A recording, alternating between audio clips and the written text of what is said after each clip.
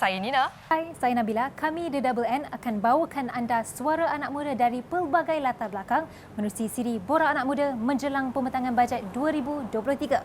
Cadangan, pendapat, your opinion matters. Kita gerak sekarang.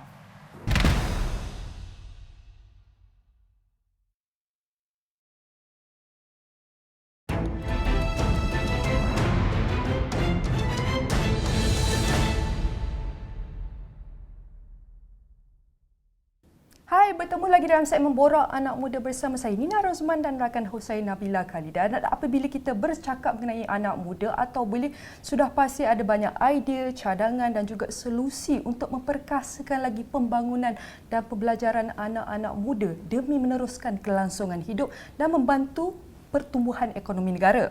Betul tu Nina, dan bila cakap pasal anak muda ni mesti kita nak dapatkan pendapat yang arif ataupun panel yang profesional, dan sudah sedia bersama kami ialah Presiden Muda Persatuan Muda ialah YB Said Sadiq. Apa khabar YB? Khabar baik, Alhamdulillah. Terima kasih sudi hadir. Terima kasih. Terima kasih kerana sudi bersama kami pada kali ini. Jadi YB, seperti yang kita tahu, belanjawan ataupun bajet akan diadakan setiap tahun. Namun ramai rakyat, terutama golongan anak muda ni, tidak ambil tahu, tidak mahu mengambil tahu. Jadi bagaimana YB boleh jelaskan apakah kepentingan bajet ni dan mengapa mereka perlu faham mengenai bajet ni?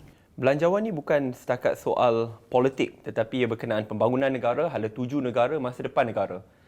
Realitinya anak muda boleh memilih untuk menjauhi diri daripada belanjawan ataupun politik, tetapi belanjawan dan politik itu akan sentiasa mengikuti anak muda ke mana-mana sahaja. Saya beri contoh mudahlah. Belanjawan ini berkisahkan soal pendidikan, soal climate change, soal ekonomi, pekerjaan. Dan jikalau kita menjauhkan diri daripada belanjawan itu, kita mungkin terlepas dengan peluang-peluang baru yang mungkin diketengahkan. Contohnya, mungkin kerajaan ingin memberikan laptop atau tablet yang berkualiti kepada anak-anak muda yang memohon.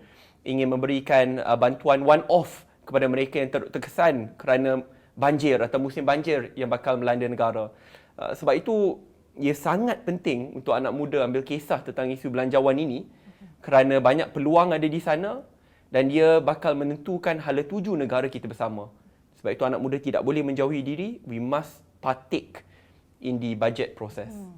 Okey, YB, mungkin ada segelintir yang ambil tahu dan juga faham. Tapi mereka bagi tahu yang diorang punya main concern is when the budget keluar ialah mereka kurang jelas dengan peruntukan apa yang diorang patut dapat, jumlahnya berapa dan di mana nak dapatnya. So mungkin melalui bajet 2023 yang akan datang ni, apakah solusinya? Ya, saya ingin beri dua solusi. Pertama sekali, sebab yalah saya pun berada dalam parlimen dah 4 tahun, masuk ke tahun ke-5. Lazimnya belanjawan itu akan disampaikan dengan jumlah-jumlah yang besar, tetapi follow up bagaimana nak mohon itu agak sukar atau akan memakan masa yang panjang. Saya beri contoh yang mudah. Belanjawan yang lepas, kerajaan memperuntukkan RM450 juta untuk peranti siswa, di mana anak-anak muda di universiti daripada keluarga yang memerlukan akan diberikan tablet Samsung. Tetapi proses permohonan itu hanya datang dah nak setahun selepas belanjawan itu diumumkan. Belanjawan diumumkan bulan 11, proses permohonan dalam bulan 8, bulan 9 baru dapat. Dia agak lewat. Sebab itu cadangan saya adalah untuk mempercepatkan, dan apabila belanjawan itu telah pun diumumkan, dia jangan setakat umumkan contoh. Kerajaan akan berikan geran kepada contoh petani muda sebanyak RM100 juta. Don't just announce jumlah, terus perlu ada follow up. Okey, nak mohon kat mana? Cara dia A, B, C. Dan kalau boleh dalam ucapan itu sendiri atau sambil kerajaan sedang bentangkan, rakan-rakan media boleh kongsikan. Ini linknya dekat tepi, dah boleh viralkan daripada awal. Kalau tak, dia yalah, umum daripada proses pengumuman, permohonan dan kita dapat tu setahun. By then it is already too late. Itu yang pertama. Kedua, selasa khususnya apabila kita dah masuk fasa pasca pandemik, everyone is on their phones. Internet, tablet, laptop semua ada. Dan kerajaan pun dah ada data-data kita ini ya, dengan MKN. Daripada kita spam message SMS yang tidak bermakna, kadang-kadang tidak kena-mengena dengan individu tersebut, inilah masa nak spam berkenaan bagaimana nak mohon tentang kebaikan belanjawan. Tetapi kebaikan belanjawan tu lebih kepada bagaimana anak muda boleh mohon. Sebab kerajaan dah ada data bank, bukan setakat data bank nombor telefon, tetapi dah boleh bahagikan. Okey, saya Syed Saddiq adalah salah seorang anak muda yang berlatar belakangkan ABCD. Tetapi mungkin lagi satu sahabat, Chong Hok Soon, latar belakangnya berlainan. So dah boleh specify and categorize. So contoh, kalau saya boleh mohon untuk dapat peranti siswa, patutnya data itu dah boleh disalurkan terus kepada semua orang yang boleh mohon. Tetapi kalau saya berumur 40 tahun, tidak boleh mohon peranti siswa, mungkin saya boleh mohon gerannya berlainan. SMS tu target kepada saya juga. So I think apabila data tu dah ada, targeting of messaging itu pun dah boleh ditambah baik. Saya rasa dua cadangan ini boleh menyebabkan rakyat lebih memahami what's in for them, apa mereka boleh dapat melalui belanjawan. Okey, bercakap mengenai peranti lah, kita berada di era peralihan digitalisasi. Namun kalau kita tengok dunia semakin berkembang, tambah lagi dengan inovasi teknologi, namun kalau ramai sebenarnya anak-anak muda ni tidak punya akses sebenarnya, terutama di luar bandar dan teknologi. Jadi seperti benda asas yang mereka tidak ada, telefon pintar. Jadi apakah solusinya? Pertama sekali, ini situasi yang sangat kronik. Sebab itu pada tahun 2020 lagi, apabila kita masuk ke fasa pandemik, saya mencadangkan kepada kerajaan untuk memberikan tablet atau laptop berkualiti kepada semua anak muda yang berlatar belakangkan keluarga B60, bukan setakat B40, B60. Berikan dahulu. Kerana kerisauan saya, kalau tidak, anak-anak muda akan ketinggalan dan jurang pendidikan itu akan makin teruk, makin melebar. Dan we see today, kajian daripada Kementerian Pendidikan sendiri menunjukkan 1 dari 3 anak muda di Malaysia tidak ada laptop, tablet ataupun smartphone. Tapi situasi lebih kronik di Sabah Sarawak. Di Borneo, 1 dari 2 tiada. Dan bayangkan, kita dah masuk tahun kedua ni. Dan mereka ketinggalan daripada sudut pendidikan. Dulu pun dah jauh ketinggalan kerana jurang sosioekonomi. Sekarang kerana COVID, ketinggalan tambahan lagi 2 tahun. Dan ini situasi yang teramat kronik. Sebab itu, saya rasa tidak cukup sekadar memperuntukkan belanjawan one-off. Sepatutnya kini kita target kepada semua keluarga atau anak-anak muda yang berlatar belakang keluarga B60. Jangan berikan tablet yang tidak berkualiti. Kalau boleh, berikan laptop. Kalau tidak, sekurang-kurangnya tablet yang berkualiti yang boleh tahan sekurang-kurangnya 3 ke 5 tahun. Ini sangat penting, kalau tak jurang pendidikan itu lebih teruk. Itu pertama daripada sudut tablet. Kedua, daripada segi capaian internet. Walaupun kalau kita lihat angka rasmi, I'm not joking, angka rasmi dia kata 95% of Malaysians now have access to 4G. Saya rasa itu penipuan. Saya tahu kerana saya memang banyak turun padang di kawasan saya sendiri. Bila pergi masuk ke Sungai Balang, mana 4G-nya? 3G. Itu kawasan saya di Muar yang boleh dilihat sebagai kawasan separa bandar. Saya pergi ke Sabah, banyak kali saya turun. Sabah tu, apabila saya sampai ke airport, 30 minit je daripada Sabah. Saya ada suka mandi kat satu sungai ni. 30 minit je daripada KK. Bukannya saya cakap kawasan pedalaman. 30 minit from KK. Nak cakap 3G pun tak ada. Wow. Ya? So, don't tell me lah 95% ada. Sebab tu dalam bab ini, saya rasa kerajaan perlu tegas dalam berhadapan dengan telco-telco di Malaysia. And numbers don't lie. Telco-telco di Malaysia are the most profitable in the region. Ya? Dan mereka menjanjikan peruntukan infra luar bandar yang sangat bermakna. Ya? Dan apabila kerajaan suruh mereka tuntut janji mereka, mereka tunding jari ke kerajaan kata, "Tak, we've already given you some amount of funding sebelum ini." This is no joke. Kerana kerisauan saya bukan setakat kita tidak ada laptop, tablet ataupun smartphone, tetapi bagi mereka yang ada, kena panjat pokok seperti Sister Viviana untuk masuk ke kelas. This makes absolutely no sense. Sambil kita bincangkan perkara ini, anak-anak muda di Singapura diberikan bukan setakat tablet, diberikan iPad berkualiti tinggi. Masuk saja fasa pandemik, mereka terus tune in ke dalam kelas atas talian. They are ready while we are dragging behind or sliding behind. Sebab itu dalam bab ini, I think there must be a concerted effort. Kerajaan pembangkang peruntukan yang bermakna untuk memastikan jurang pendidikan, khususnya kerana jurang digital itu dapat dikurangkan serta-merta. Wow. Itu dia masalah akses untuk teknologi ni sendiri pun menjadi satu permasalahan besar dalam anak muda ni kan. Tapi itu antara salah satunya. Another thing is pendidikan itself.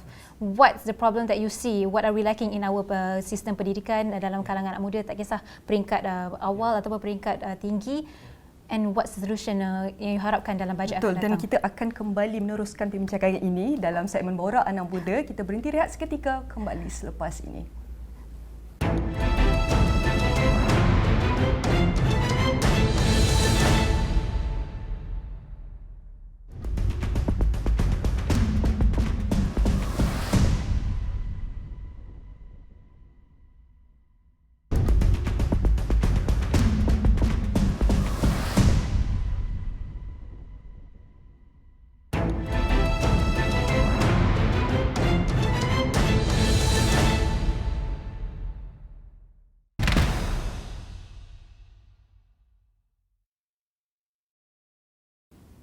Bertemu kembali dalam Borak Anak Muda. Tadi kita seronok sangat borak kan dengan jawapan YB tadi macam ya Allah. Macam-macam masalah Kita yang nak dengarkan dikeluarkan lagi sebenarnya. Tapi berbalik kepada soalan saya tadi YB. Soal pendidikan, it's something that you're passionate about. So tell us what's the solution and also the main problem that we are still lacking. Ya. Saya nak mulakan dengan problem statement, selepas tu cadangan solusi yang boleh diketengahkan. Pertama sekali kita perlu akui bahawa sistem pendidikan kita jauh ketinggalan. Lihat data ya. Saya nak start off dengan very controversial statement di mana sistem pendidikan kita menyebabkan graduan kita 7 tahun ketinggalan jika nak dibandingkan dengan graduan daripada NTU, NUS, SMU di Singapura. Saya letak benchmark kita dengan Singapura sebab saya tak nak kita benchmark dengan tak nak kita benchmark dengan Vietnam, Indonesia. We should aspire to be the best among the best, bukan terperangkap di tengah-tengah. Kenapa kita ketinggalan 7 tahun? And numbers don't lie on this. Kalau kita lihat daripada kajian PISA, this is an internationally recognized accreditation system, anak muda di Malaysia yang berumur 15 tahun, pengetahuannya sama seperti anak muda di Singapura yang berumur 12 tahun. Itu sudah 3 tahun ketinggalan apabila kita masuk ke sekolah rendah, ke sekolah menengah. Masuk ke universiti, jikalau kamu masuk ke sistem pendidikan tinggi di Singapura, secara amnya, purata, you will graduate 2 years earlier daripada anak muda yang masuk ke universiti di Malaysia. Mengapa? Apabila mereka tamat, mereka ada A-levels atau boleh pilih saluran yang berlainan, TVET, masuk ke universiti 3 ke 4 tahun, terus tamat, terus masuk sektor pekerjaan. Di Malaysia, habis SPM, setelah itu you boleh pilih STPM, ataupun diploma, ataupun asasi, ataupun matrikulasi, ataupun A-levels, ataupun TVET. Ada 6 saluran berbeza secara amnya dalam 2 ke 3 tahun. Belum dapat ijazah lagi. Habis 2 ke 3 tahun tersebut, masuk ke universiti 4 ke 5 tahun. Saya rasa mungkin banyak dari kita ni memang graduan daripada universiti awam. 4-5 tahun ni bukan seperti universiti di Singapura atau universiti terkemuka di dunia di mana kelas mungkin 3 hari seminggu. Kita kelas pagi sampai malam, Isnin sampai ke Jumaat, kadang-kadang sampai ke hujung minggu. Tadi saya kata jurang digital. Banyak negara maju, dia masuk je fasa pandemik, immediately tune in to internet, gadget semua dah ada. Kita ketinggalan. That's 7 years behind. If we're not worried, I don't know where our country is going. Di peringkat sekolah rendah dan sekolah menengah, saya ingin cadangkan supaya kerajaan implementasi sistem K-12 di mana we streamline supaya ia juga bermaksud bahawa mungkin kelas tu perlu dipanjangkan supaya subjek-subjek penting teras itu dapat ditambah baik. Saya beri contoh. Di Singapura dengan Jepun, the contact hour bagi subjek maths, science, subjek terpenting itu jauh lebih tinggi. At times twice more than us. Ya, tetapi kita banyak mengajar subjek yang kadang-kadang tidak kena-mengena. So I think that must change. Kalau kita perlu tambah masa di sekolah, do it. And I think this is an international trend sebab kita tak nak 3 tahun ketinggalan dengan yang lain. Itu yang pertama. Yang kedua, saya ingin cadangkan kita perlu terap sifat cinta kepada TVET pada umur yang muda. Di Malaysia ni, jangan hanya bermula apabila anak muda itu dah masuk ke peringkat pendidikan tinggi. No. Follow the German model. Apabila kamu masuk sekolah menengah, you can already stream, and not just stream, jangan macam tengok sekolah vocational, it's not enough. Bila dia berumur 15 tahun, 15 ke 17 tahun tu, dah masa kalau anak muda tu memilih saluran TVET, dia bukan setakat boleh dapat sertifikat, tetapi bila dia tamat 2 tahun, 15 ke 17 tahun, dah boleh dapat high diploma. Okay? And boleh terus bekerja selepas itu kerana industri TVET menunjukkan, I have the numbers, 96% employability rate dengan gaji permulaan dalam RM1,800, tetapi selepas 3 tahun boleh naik ke RM2,500. Ketiga, masuk ke universiti, proses kemasukan universiti itu, there must be equal opportunities, not equal outcome. Ya, bukan yang bersandarkan pada soal agama dan bangsa semata-mata, tetapi kita ikut the social demographic class of the person. Saya beri contoh. Jikalau seseorang tu tidak kira Melayu, Cina, India, tetapi kalau datang bergolongan B60, I'm not just focusing on B40, dapat grade yang sangat baik, extracurricular activity baik, perlu diberikan peluang yang sama rata supaya akhirnya apabila masuk tu they can finally climb up the socio-economic ladder. Tak guna jikalau akhirnya mungkin orang tu bangsanya sama dengan saya tetapi datang dari keluarga yang mewah, kaya, tetapi kita tekan salah seorang keluarga anak Cina yang datang dari Parit Jawa Muar. I know it because they are my constituents. Di kawasan saya, stres. Satu bulan ni, ramai datang jumpa saya. Mereka dapat 4 flat. Mereka mewakili peringkat negeri, mewakili sekolah. Ada yang mewakili peringkat kebangsaan, tak dapat tempat. Where am I going to put my face because this is my country? Negara yang saya rasa kita semua harus diberikan peluang yang sama. Tapi once you do that, trim the fat. Maksudnya tak ada lagi 2-3 tahun. it should be half a year to 1 year maximum. Setelah itu terus masuk ke universiti. Kalau masuk TVET tu lain, masuk ke universiti lain. Masuk ke universiti, no more 4 to 5 years. No more subjects yang tak kena mengena dengan minat seseorang itu. I'm not against elective, tetapi the word elective is a choice. Let's say saya ambil subjek engineering.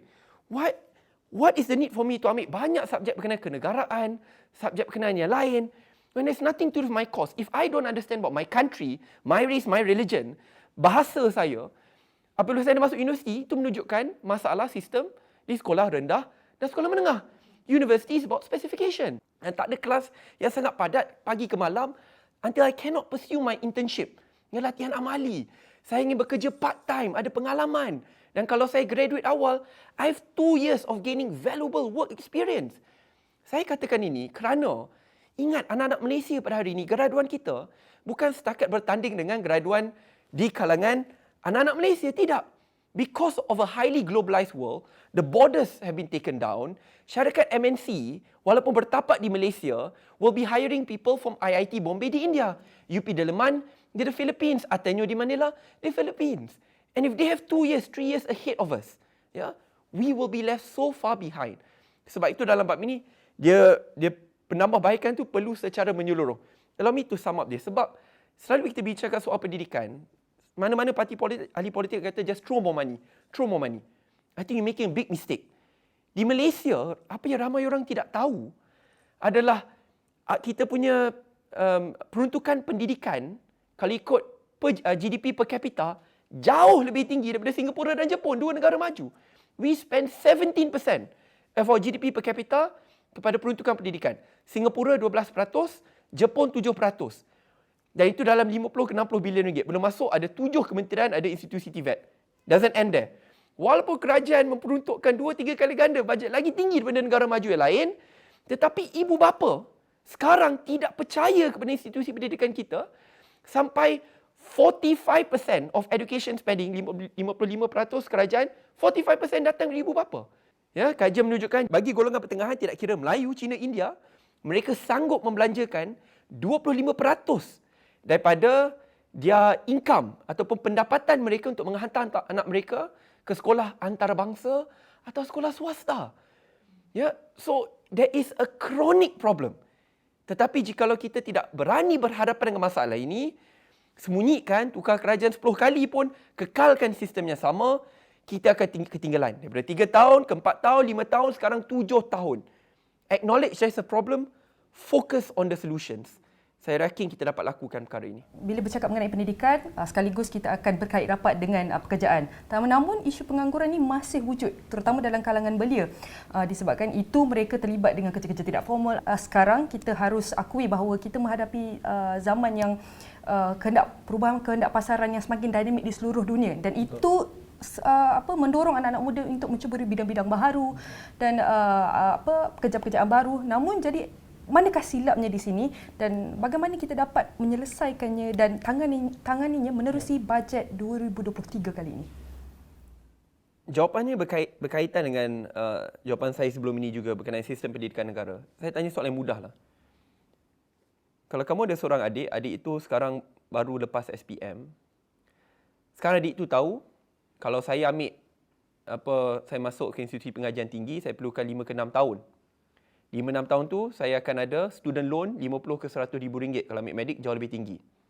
Bila saya keluar dari universiti selepas 5 ke 6 tahun, ya, kira diploma ke asasi mana-mana campur, 5-6 tahun keluar, gaji permulaan saya RM2,200. Manalah dia tak maki. Dia dah ada hutang sangat tinggi. Ambil masa 5 ke 6 tahun, keluar gaji statik. Ya, kalau kita ikut kadar pendapatan graduan di Malaysia dah statik 10 tahun apabila kita ambil kira kadar inflasi negara.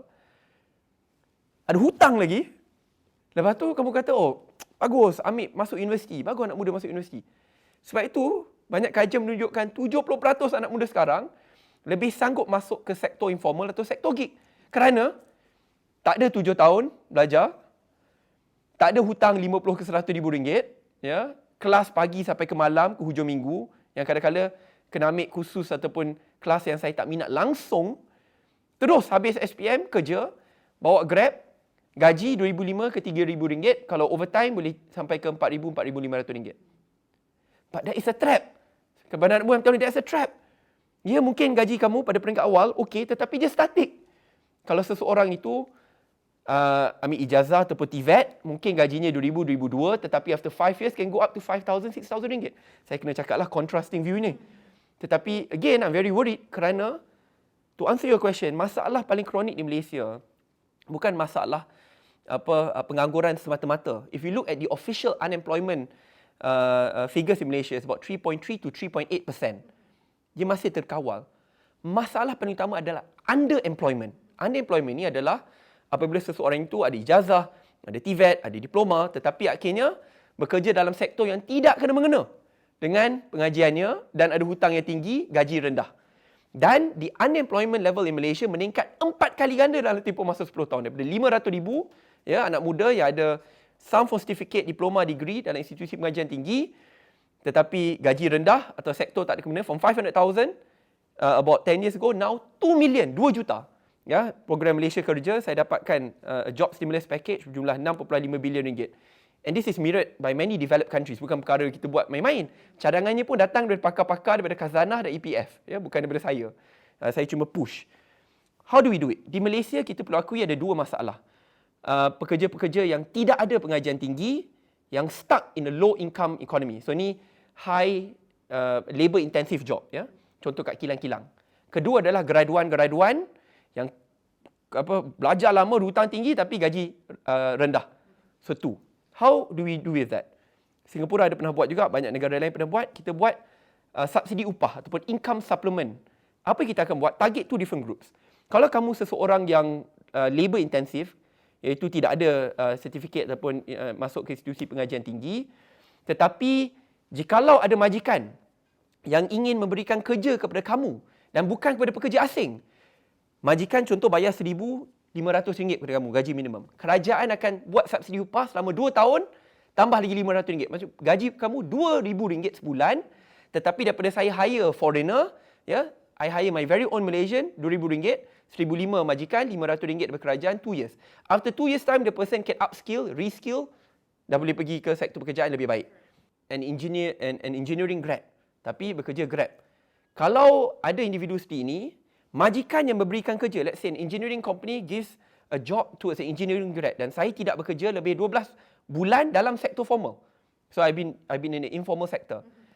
Let's say, yalah majikan kata saya tak boleh bayar gaji tinggi sangat sebab dia dah tak ada kena-mengena dengan sektor dia dah lama graduate, tak ada kena-mengena dengan engineering ataupun computer science. Tak apa. Let's say majikan kata saya hanya boleh bayar je RM1,750. Kerajaan tambah RM500 to RM700 2 tahun lagi. Setiap bulan selama 2 tahun. Sebab saya yakin bila pintu tu telah dibuka, majikan membuka pintu kepada anak muda ya, yang ada degree, diploma, dah terkeluar dari sektornya lebih 12 bulan. Once you give him a chance, he will prove himself. Anak muda hanya perlu diberikan peluang. And many studies have shown that. Ya, jumlahnya mungkin besar, tapi kita tak suap anak muda. We're not giving money for free. Pekerjaan dan pekerjaannya berkualiti.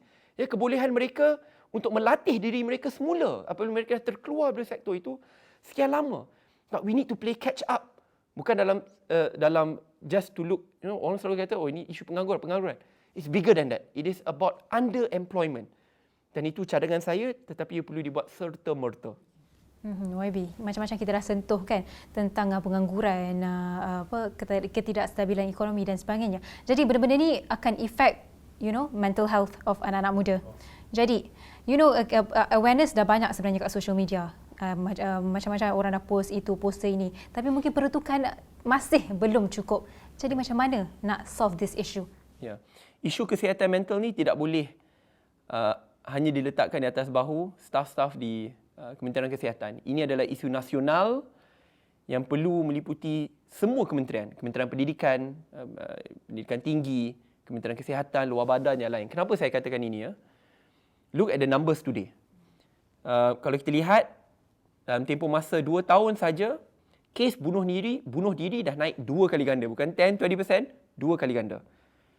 Kes depression and anxiety di kalangan anak muda bawah 21 tahun, daripada 3 anak muda, 1 ada. That is really, really worrying. Ya? Dan bukan itu saja. WHO, ya, Badan Antarabangsa mencadangkan kita perlu ada nisbah 1 psikiatri ke 10,000 rakyat Malaysia. kita ketinggalan 10 kali ganda. Kita hanya ada satu psikiatri ke 100,000 rakyat. And we are far behind. Ini belum kata yang fully trained. Ingat, kaunselor-kaunselor kita ada di sekolah. Are they trained? Are they upskill and reskill? Tidak. Sebab itu saya rasa dia perlu meliputi semua. Tetapi akhirnya dia berkisahkan soal belanjawan juga. Ya, Kementerian Kesihatan saya ikut dengan dekat sebab saya ada cadangkan dalam ucapan saya pada tahun-tahun lepas.